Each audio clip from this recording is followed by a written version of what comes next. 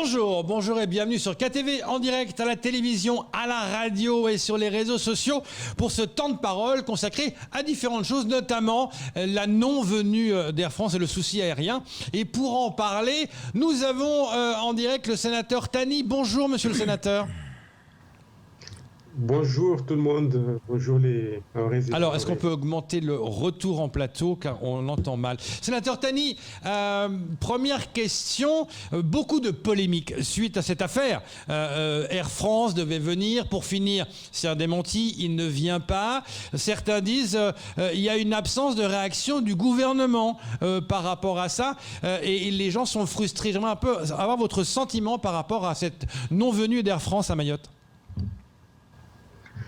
Alors, je crois qu'avant tout, il faut arrêter les manipulations. La venue d'Air France, ça a été une fuite, comme vous dites dans le jargon journalistique, dans l'un des journaux locaux.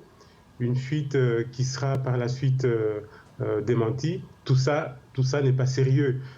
Si Air France avait raisonnablement manifesté la volonté de venir à Mayotte, elle aurait fait des déclarations officielles et n'aurait pas procédé de la sorte.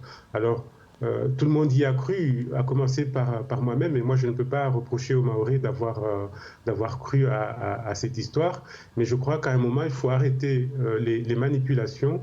Les intérêts de ces grandes compagnies sont manifestement ailleurs, et nous avons suffisamment de problèmes comme ça pour ne pas rajouter à nos difficultés. Mais Emmanuel Macron, lorsqu'il était venu, on s'en souvient, avait dit aux Mahorais, bon, il parlait de la piste longue, mais il avait parlé des tarifs en disant on va faire baisser les coûts. C'était une des volontés gouvernementales et pourtant on est maintenant en 2021 et les prix sont toujours élevés. On ne voit pas la suite. Que fait le gouvernement? Est-ce qu'il agit quand même pour pouvoir alléger un peu ce problème pour les Mahorais? Alors effectivement, ce que vous dites est exact.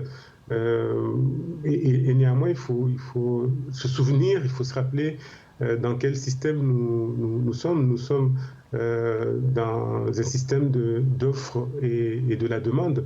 Tant que cette piste longue ne sera pas construite, vous savez, ces grandes compagnies, et Air France, Air Austral et toutes ces compagnies sont des sociétés commerciales. Elles ne sont pas là pour faire du social précisément et elles obéissent à la loi de l'offre et de la demande. Vous avez vu que suite à la crise sanitaire que nous continuons à traverser, l'Europe, l'Union européenne a donné son accord pour qu'une aide importante soit accordée à certaines compagnies, et notamment à Air France. Et c'est à tout ça qu'obéit malheureusement la situation. Et les promesses du président de la République sont une chose, la réalité des échanges commerciaux dans le système dans lequel nous vivons sont aussi une autre réalité. Oui, mais sénateur, c'est là où le bas blesse, parce que quand le président nous dit on va, avant la piste longue, on va tout faire pour baisser les prix, et que ça ne se fait pas sur le fait, les gens perdent un peu confiance. Vous l'avez bien précisé, il a dit on va tout faire pour. Je crois qu'en la matière, si une simple, je mets le mets entre guillemets, volonté gouvernementale suffisait, fût celle du président de la République, ça se saurait, encore une fois. Cela obéit à des règles de concurrence commerciale qui s'appliquent à tout le monde, y compris à la France. Et je vous le dis, notre seule issue, c'est la construction de cette piste longue. Et moi, c'est à cela que je préfère croire. La volonté de vouloir baisser les prix en attendant, c'est une volonté louable, mais force est de constater que, notamment à cause de cette crise qui est venue tout chambouler, qui est venue tout aggraver, je ne sais pas si vous vous rendez compte, une bonne partie du trafic international a cessé. Voilà, il faut prendre tout cela en considération, et c'est vrai que les Mahorais de base que nous sommes, pour reprendre cette expression, n'est pas prêt à entendre tout ça, mais il n'en demeure pas moins que ce sont des réalités qui s'imposent au monde entier. Camarbrois. Alors justement, sénateur, on sait que c'est pas la première fois qu'il y a une polémique. Vous dites aujourd'hui, en tout cas pour qu'on puisse en sortir, il faut absolument aujourd'hui qu'on ait cette piste longue. Nous sommes en fin de mandature présidentielle et Dieu sait que les Mahorais attendaient aussi les premiers coups de pioche par rapport à cette piste longue. On se rappelle la polémique de Total où les Mahorais demandaient à ce qu'aujourd'hui ils aient le choix entre deux entreprises en tout cas et ça n'a pas été fait. Donc ça veut dire qu'aujourd'hui on doit oublier, on doit arrêter de rêver d'abord pour une arrivée d'autres compagnies tant qu'on n'aura pas cette piste longue. Cette piste longue, vous dites qu'on arrive au terme du mandat du président de la République, il reste une année, et moi je ne désespère pas. En tout cas, c'est là où nous devrions mettre nos efforts et non pas dans des polémiques stériles et inutiles, mettre nos efforts pour que cet engagement, cette promesse présidentielle soit concrétisée avant la fin du quinquennat. Très exactement, moi j'étais là comme vous, c'était un engagement d'une sorte de pose de première pierre de cette piste longue avant la fin du quinquennat. Donc moi je préfère consacrer mon énergie à me battre, à tout faire, à tout mettre en œuvre pour que cette promesse soit respectée avant la fin du quinquennat, plutôt que de m'attarder sur des polémiques que certains se plaisent à faire naître et puis en fait à s'amuser avec les sentiments des Mahorais. Alors justement, monsieur le sénateur, pour se battre, aujourd'hui, quand on a regardé par exemple hier les polémiques et les Mahorais qui sont déçus par rapport à cette rumeur, à cette mauvaise nouvelle, beaucoup de gens dans les réseaux sociaux notamment disaient pourquoi on passe notre temps à aller mendier. Aujourd'hui, on avait ce projet de Air Mayotte ou ce qu'on peut peu importe comment on va l'appeler. Pourquoi on s'attarde pas? Pourquoi aujourd'hui les gens demandaient hier pourquoi nos élus locaux se battent pas à ce qu'on ait notre propre compagnie, parce qu'on a l'impression qu'à chaque fois on mendie et on nous méprise. Alors déjà, je ne pense pas que demander que nos droits de Français en tant que Français soient respectés, soient complets, je ne pense pas que ça soit ça, mendier. Des budgets sont votés chaque année et on n'appelle pas ça à mendier. Et pour le reste, les pistes, les solutions sont nombreuses, mais quelles sont les pistes les plus réalistes? Une compagnie mahoraise, ça ne dépend pas que des élus, ça dépend d'abord d'investisseurs économiques, et les élus auraient beau voter à l'unanimité pour une compagnie mahoraise, elle ne verrait pas le jour parce que c'est une affaire de gros sous. Nous voyons qu'à La Réunion, lorsque la compagnie régionale de cette île a des difficultés, c'est la région qui vient soutenir. Je ne vais pas vous ramener encore à cette discussion sur la région, mais voilà, la volonté politique des élus, c'est une chose.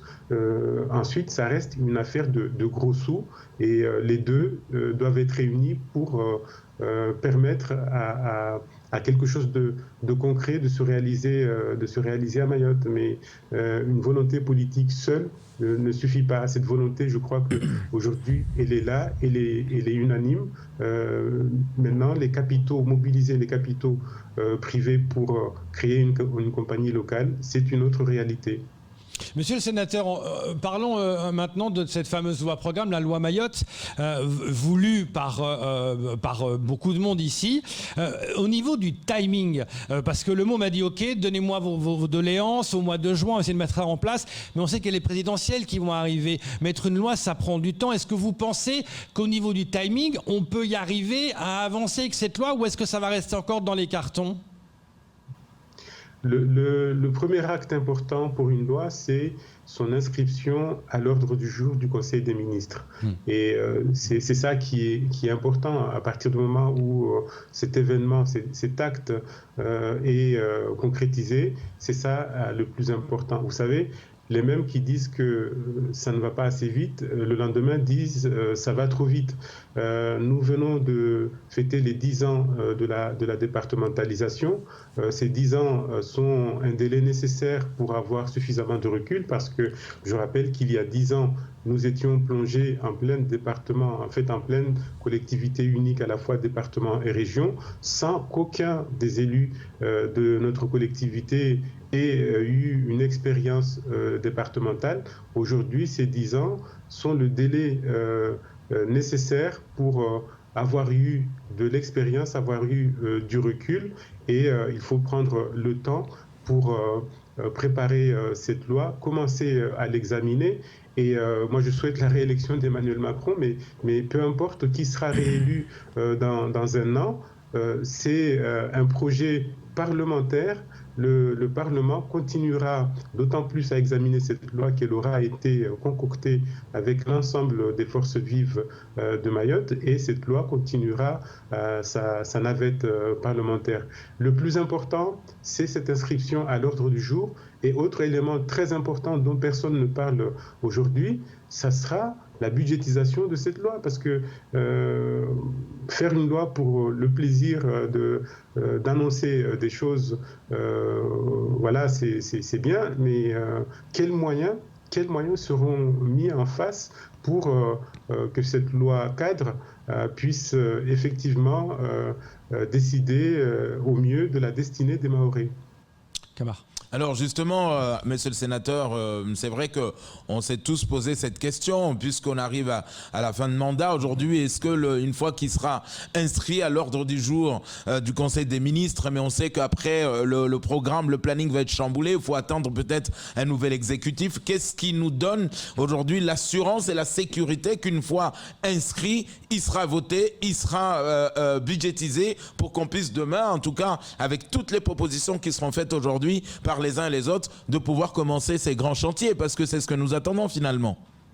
Alors déjà, son inscription à l'ordre du jour au Conseil des ministres supposera qu'elle aura été budgétisée, en tout cas déjà sur le papier. S'agissant d'une loi qui concerne les collectivités, son examen devrait commencer au Sénat. Et vous savez que le Sénat, à la différence de l'Assemblée nationale, est une chambre perpétuelle, puisqu'elle est renouvelée tous les 3 ans. C'est une chambre qui ne peut pas faire l'objet d'une dissolution.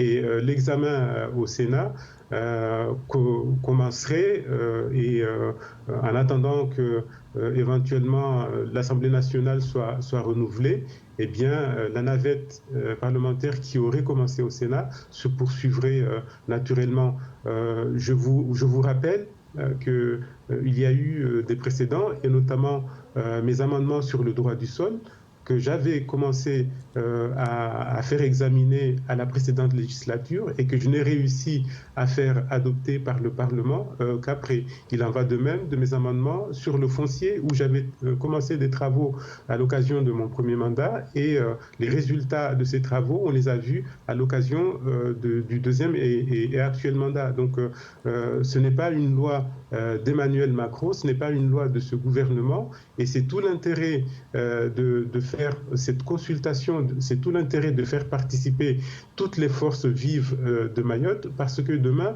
quel que soit le gouvernement qui sera en place, ce gouvernement-là, je ne le vois pas remettre en cause une loi qui aura été travaillée et acceptée en concertation avec toutes les forces vives de Mayotte. Voilà qui est rassurant, sénateur. Votre avis sur le train bleu? Hier, il y avait la conférence, on en parle de plus en plus. Est-ce que vous pensez que l'idée d'avoir un train à Mayotte, c'est superflu, c'est ubuesque, c'est nécessaire ou c'est trop tôt? C'est une très bonne idée, cette idée de train, parce que vous avez vu que la plupart de nos villages sont sur le littoral. Ce train qui va faire le tour de Mayotte et plus, mais c'est dans le développement durable. Vous savez, on parle beaucoup de développement, mais désormais, il s'agit de développement durable. Il y a trop de voitures à Mayotte, il y a trop de pollution induite par les énergies fossiles à Mayotte, et le fait de faire déplacer les Mahorais et les Mahorais par voie de rail est une très bonne idée, parce que elle devra s'accompagner avec une diminution des voitures. L'île n'est pas si grande que ça, et il faut poursuivre les réflexions sur ce projet qui est un projet très important. Et il n'y a pas si longtemps que ça, nous avons, et jusqu'à ce jour, nous avons l'habitude de nous déplacer en voiture collective, en taxi collectif. Eh bien, l'idée de ce train rejoint ces déplacements collectifs, et l'île est trop petite pour que son développement se fasse avec chacun une voiture, ou voire plusieurs voitures dans la même famille. C'est une bonne idée, il faut l'améliorer, il faut la travailler, ça va dans le bon sens. Camar. Alors, une question, monsieur le sénateur, qui m'a été suggérée par nos amis du centre pénitentiaire à Majicavo. Vous êtes juriste, monsieur le sénateur. Donc aujourd'hui, concernant la prison à Mayotte, quand on écoute les syndicats de policiers, eux, ils sont pour une coopération judiciaire. Quand on écoute les syndicats au centre pénitentiaire de Majicavo, ils sont plutôt pour une deuxième, peut-être un deuxième centre pénitentiaire. Vous en pensez quoi? Parce qu'aujourd'hui, quand on les écoute, surpopulation, la prison, elle est saturée. Alors, j'ai vu les mouvements et la situation au centre pénitentiaire de Majicavo qui ne me sont pas étrangers. Je m'intéresse beaucoup à ces sujets-là, et je prévois de les rencontrer lors de mon prochain passage bientôt à Mayotte. Les solutions sont multiples. La surpopulation carcérale, pour y mettre fin, il y a plusieurs pistes qui sont possibles. La coopération avec un autre pays, comme son nom l'indique, il faut un accord entre les deux pays ou plusieurs pays. Et tant qu'il n'y a qu'une volonté d'un seul pays, la France, on ne peut pas arriver à une coopération. Et malgré toutes les bonnes volontés du monde, ça, c'est une réalité qui ne changera pas. L'agrandissement de la maison d'arrêt actuelle est une autre piste. Et il y a une piste dont on parle moins et qui a fait l'objet récemment d'une réforme, c'est de pouvoir juger plus rapidement pour que les peines soient rapidement infligées, des alternatives à l'incarcération, le cas échéant, soient décidées, comme le bracelet électronique. Et ce sont un ensemble de mesures qui sont de nature à désengorger les juridictions. Mais je suis bien conscient de la problématique qui n'est pas récente, parce qu'il n'y a pas si longtemps que ça, on a agrandi la maison d'arrêt de Majicavo, et malgré cet agrandissement, on est déjà en surpopulation carcérale. Et je vais, c'est promis, me rapprocher de nos amis de la pénitentiaire pour ensemble suggérer des moyens concrets et rapides au gouvernement. Merci, sénateur Tani, d'avoir répondu à nos questions ce matin, et bon courage pour la suite de vos travaux importants pour Mayotte. Je sais si vous êtes notre voix importante de Mayotte à Paris. Merci à vous, à bientôt. À bientôt, merci. C'est tout pour ce temps de parole. Tout de suite, la suite de vos programmes.